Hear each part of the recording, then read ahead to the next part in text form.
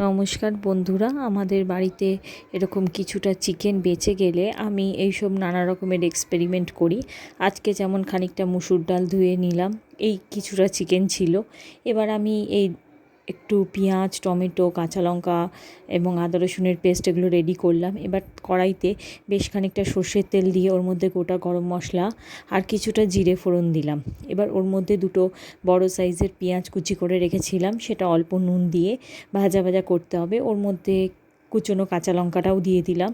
এবার এগুলো একটু অল্প ভাজা ভাজা হয়ে গেলে আদা রসুনের পেস্টটা দিয়ে আমি এই সমস্তগুলোকে বেশ কিছুক্ষণ ভাজা ভাজা করে এবার তার মধ্যে আমি টমেটোটাও অ্যাড করে দিলাম। এবার টমেটোটা দিয়ে সমস্ত কিছুকে ভালো করে কষাতে হবে। এবার এর মধ্যে আমি দেব হলুদ গুঁড়ো, খানিকটা কাশ্মীরি লঙ্কার গুঁড়ো এবং কিছুটা লাল লঙ্কার গুঁড়ো।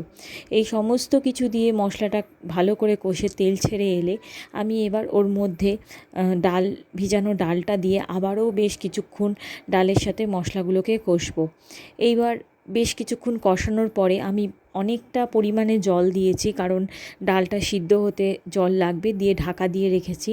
মাঝে মাঝে চেক করে নিতে হবে যে কতটা সিদ্ধ হয়েছে।